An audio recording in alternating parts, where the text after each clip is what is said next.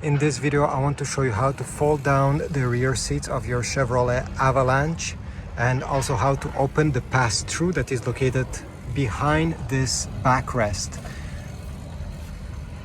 So the first step is to put the front seat, slightly forward. They should not be in the back of the truck.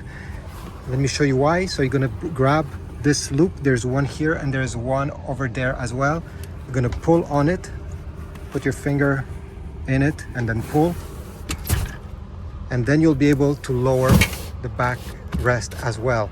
If you don't do that,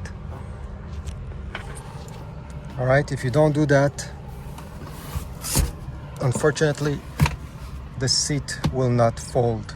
After doing this, you're gonna notice you have some lock mechanism over here. Make sure it's in the unlock position.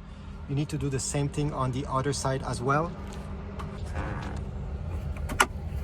And now once you are done, you see this lever, you need to push it up. So this folds down. And just like that, you'll be able to open the pass-through. You can lower this so you can slide longer gear. And this is about it.